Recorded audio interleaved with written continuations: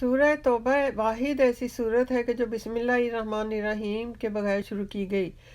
इसमें अल्लाह ताला ने इरशाद फरमाया कि ए अहले इस्लाम, अब खुदा और उसके रसूल की तरफ से मुशरिकों से जिनसे तुमने अहद कर रखा था बेजारी और जंग की तैयारी है। तो मुशरिकों, तुम ज़मीन में 4 महीने चल फिर लो और जान रखो कि तुम खुदा को आजिज़ न कर सकोगे, और यह भी कि खुदा काफिरों को रुसवा करने वाला है।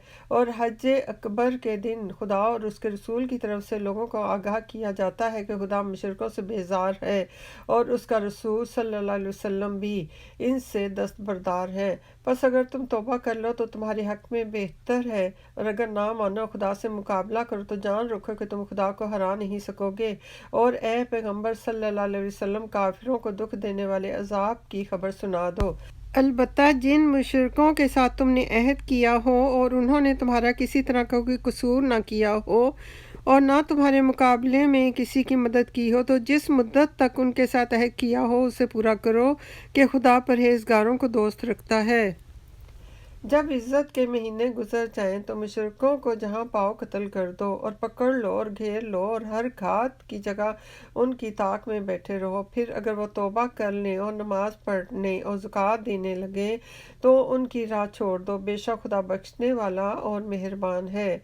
और अगर कोई मुशरिक तुमसे पनाह का ख्वाहिशगार हो तो उसको पनाह दो यहाँ तक कि कलाम खुदा सुनने लगे, फिर उसको अमन की जगह वापस पहुँचा दो, इसलिए कि ये बेखबर लोग हैं। भला मुशरिकों के लिए जिन्होंने अहद तोड़ डाला, खुदा और उसके रसूल के नज़दीक अहद क्यों कर कायम रह सकता है। हाँ, जिन लोगों के साथ तुमने मस्जिद मोहतरम यानी खाना काबा के नज़दीक अहद किया हो, अगर वो अपने अहद पर कायम रहे तो तुम भी अपने कोलो करार पर कायम रहो। बेशक खुदा परहेजगारों को दोस्त रखता है। भला उनसे अहद क्यों कर पूरा किया जाए जब उनका ये हाल है कि अगर तुम पर गलबा पा लें तो ना कराबत का लिहाज करें ना अहद का। ये मुंह से तो तुम्हें खुश कर देते हैं, लेकिन इनके दिल इन बातों को कबूल नहीं करते और इनमें अक्सर नाफरमान हैं। ये खुदा की आयतों के बस थोड़ा सा फ़ायदा हासिल करते और लोगों को खुदा के रास्ते से रोकते हैं। कुछ शक नहीं कि जो काम ये करते हैं बुरे हैं। ये लोग किसी मोमिन के हक में ना तो रिश्तेदारी का पास करते हैं ना अहद का, और ये हद से तजावज़ करने वाले लोग हैं। अगर ये तौबा करने और नमाज पढ़ने और ज़कात देने लगे तो दीन में तुम्हारे भाई हैं, और समझने वालों के लिए हम अपनी आयतें खोल खोल कर बयान करते हैं।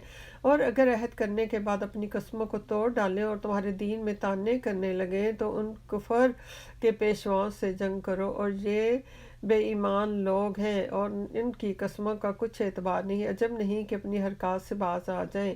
भला तुम ऐसे लोगों से क्यों ना लड़ो जिन्होंने अपनी कस्मों को तोड़ डाला और पैगंबर खुदा सल्लल्लाहु अलैहि वसल्लम के जलावतन करने का अज़्म मुसम्मम कर लिया, और उन्होंने तुमसे ये अहद शिकनी की इब्तिदा की। क्या तुम ऐसे लोगों से डरते हो? हालांकि डरने के लायक खुदा है, बेशर्ती का ईमान रखते हो। उनसे खूब लड़ो, खुदा उनको तुम्हारे हाथ से अजाब में डालेगा और रुसवा करेगा, और तुमको उन पर गलबा देगा और मोमिन लोगों के सीनों को शफा बख्शेगा और उनके दिलों से गुस्सा दूर करेगा, और जिस पर चाहेगा रहमत करेगा। और खुदा सब कुछ जानता और हिकमत वाला है। क्या तुम लोग ये ख्याल करते हो कि बेआज़माइश छोड़ दिए जाओगे? और अभी तो खुदा ने ऐसे लोगों को मुतमय्यज़ किया ही नहीं जिन्होंने तुम में से जिहाद किए और खुदा और उसके रसूल और मोमिनों के सिवा किसी को दिली दोस्त ना बनाया, और खुदा तुम्हारे सब कामों से वाकिफ़ है। मुशरिकों को ज़ेबा नहीं कि खुदा की मस्जिदों को आबाद करें, और जबकि वो अपने आप पर कुफर की गवाही दे रहे हैं। इन लोगों के सब अहमाल बेकार हैं और ये हमेशा दोज़ख में रहेंगे। खुदा की मस्जिदों को वो लोग आबाद करते हैं जो खुदा पर और रोज़े क़यामत पर ईमान लाते और नमाज पढ़ते और ज़कात देते हैं और खुदा के सिवा किसी से नहीं डरते। यही लोग उम्मीद है कि हदायत याफ्ता लोगों में दाखिल हों। क्या तुमने हाजियों को पानी पिलाना और मस्जिद मोहतरम यानी खाना काबा को आबाद करना और उस शख्स के अमाल जैसा ख्याल किया है जो खुदा और रोज़े आखिरत पर ईमान रखता है और खुदा की राह में जिहाद करता है? ये लोग खुदा के नज़दीक बराबर नहीं हैं और खुदा जालिम लोगों को हदायत नहीं दिया करता। جو لوگ ایمان لائے اور وطن چھوڑ گئے اور خدا کی راہ میں مال اور جان سے جہاد کرتے رہے، خدا کے ہاں ان کے درجے بہت بڑے ہیں اور وہی مراد کو پہنچنے والے ہیں۔ ان کا پروردگار ان کو اپنی رحمت کی اور خوشنودی کی اور بہشتوں کی خوشخبری دیتا ہے جن میں ان کے لیے نعمت ہائے جاودانی ہے، اور وہ ان میں ہمیشہ رہیں گے۔ کچھ شک نہیں کہ خدا کے ہاں بڑا صلہ تیار ہے۔ اے اہل ایمان، اگر تمہارے ماں باپ اور بہن بھائی ایمان کے مقابل کفر کو پسند کرے تو ان سے دوستی نہ رکھو، اور جو ان سے دوستی رکھیں گے وہ ظالم ہیں۔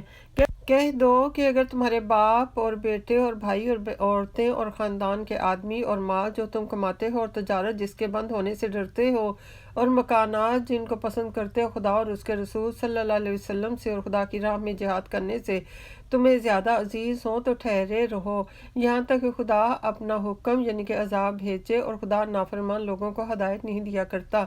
خدا نے بہت سے موقعوں پر تم کو مدد دی ہے، اور جنگ حنین کے دن جب تم کو اپنی جماعت کی کثرت پر غرور تھا تو وہ تمہارے کچھ بھی کام نہ آئی، اور زمین باوجود اتنی بڑی فراخی کہ تم پر تنگ ہو گئی، پھر تم پیٹ پھیر کر پھر گئے۔ پھر خدا نے اپنے پیغمبر صلی اللہ علیہ وسلم پر اور مومنوں پر اپنی طرف سے تسکین نازل فرمائی، اور تمہاری مدد کو فرشتوں کے لشکر جو تمہیں نظر نہیں آتے تھے آسمان سے اتارے، اور کافروں کو عذاب دیا، اور کفر کرنے والوں کی یہی سزا ہے۔ پھر خدا اس کے بعد جس پر چاہے مہربانی سے توجہ فرمائے، اور خدا بخشنے والا مہربان ہے۔ مومنوں، مشرک تو پلید ہیں تو اس برس کے بعد وہ خانہ کعبہ کے پاس نہ جانے پائیں، اور اگر تم کو مفلسی کا خوف ہو تو خدا چاہے گا کہ تم کو اپنے فضل سے غنی کر دے گا، بے شک خدا سب کچھ جانتا اور حکمت والا ہے۔ جو اہل کتاب میں سے خدا پر ایمان نہیں لاتے اور نہ روز قیامت پر یقین رکھتے ہیں اور نہ ان چیزوں کا حرام سمجھتے ہیں جو خدا اور اس کے رسول صلی اللہ علیہ وسلم نے حرام کی ہیں، اور نہ دین حق کو قبول کرتے ہیں، ان سے جنگ کرو یہاں تک کہ ذلیل ہو کر اپنے ہاتھ سے جزیہ دیں۔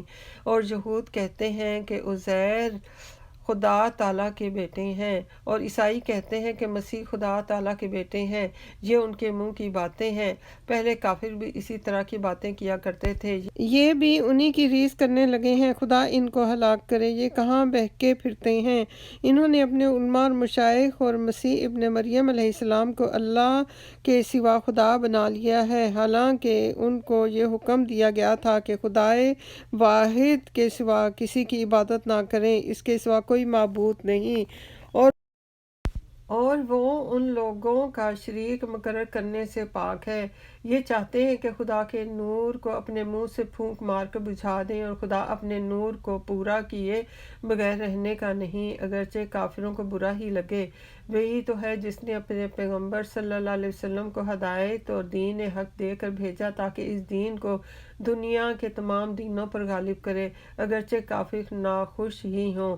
مومنوں، اہل کتاب کے بہت سے عالم اور مشائخ لوگوں کا مال ناحق کھاتے اور ان کو راہ خدا سے روکتے ہیں، اور جو لوگ سونا اور چاندی جمع کرتے ہیں اس کو خدا کے راستے میں خرچ نہیں کرتے، ان کو اس دن کے عذاب علیم کی خبر سنا دو، جس دن وہ مال اور دوزخ کی آگ میں خوب گرم کیا جائے گا، پھر اس سے ان بخیلوں کی پیشانیاں اور پہلو اور پیٹھیں داغی جائیں گی، اور کہا جائے گا کہ یہ وہی تو ہے جو تم نے اپنے لیے جمع کیا تھا، سو جو تم جمع کرتے تھے اب اس کا مزہ چکھو۔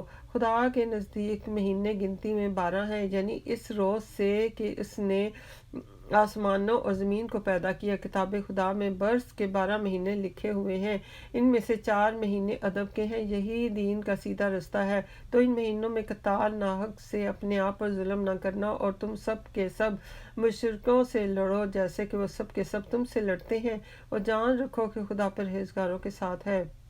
امن کے کسی مہینے کو ہٹا کر آگے پیچھے کر دینا کفر میں اضافہ کرتا ہے، اس سے کافر گمراہی میں پڑے رہتے ہیں۔ ایک سال تو اس کو حلال سمجھ لیتے ہیں اور دوسرے سال حرام، تاکہ ادب کے مہینوں کی جو خدا نے مقرر کیے ہیں گنتی پوری کر لیں، اور خدا نے جو کچھ منع کیا ہے اس کو جائز کر لیں۔ ان کے برے اعمال ان کو بھلے دکھائی دیتے ہیں اور خدا کافر لوگوں کو ہدایت نہیں دیا کرتا۔ مومنو، تمہیں کیا ہوا ہے کہ جب تم سے کہا جاتا ہے کہ خدا کی راہ میں جہاد کے لیے نکلو تو تم کاہلی کے سبب زمین پہ گرے جاتے ہو، یعنی گھروں سے نکلنا ہی نہیں چاہتے؟ کیا تم آخرت کی نعمتوں کو چھوڑ کر دنیا کی زندگی پر خوش ہو بیٹھے ہو؟ دنیا کی زندگی کے فائدے تو آخرت کے مقابل بہت ہی کم ہیں۔ اگر تم نہ نکلو گے تو خدا تم کو بڑی تکلیف کا عذاب دے گا اور تمہاری جگہ اور لوگ پیدا کر دے گا جو خدا کے پورے فرمانبردار ہوں گے، اور تم اس کو کچھ نقصان نہیں پہنچا سکو گے، اور خدا ہر چیز پر قدرت رکھتا ہے۔ اگر تم پیغمبر صلی اللہ علیہ وسلم کی مدد نہ کرو گے تو خدا ان کا مددگار ہے۔ وہ وقت تم کو یاد ہوگا جب ان کافروں نے گھر سے نکال دیا۔ اس وقت دو ہی شخص تھے، جن میں ایک ابو بکر تھے، دوسرے حضرت محمد مصطفیٰ صلی اللہ علیہ وسلم تھے۔ جب وہ دونوں غار ثور میں تھے، اس وقت پیغمبر خدا صلی اللہ علیہ وسلم نے اپنے رفیق کو تسلی دیتے ہوئے کہا کہ غم نہ کرو، خدا ہمارے ساتھ ہے۔ تو خدا نے ان پر تسکین نازل فرمائی اور ان کو ایسے لشکروں سے مدد دی کہ جو تم کو نظر نہیں آتے تھے، اور کافروں کی بات کو پست کر دیا، اور بات تو خدا ہی کی بلند ہے، اور خدا زبردست اور حکمت والا ہے۔ اللہ اکبر۔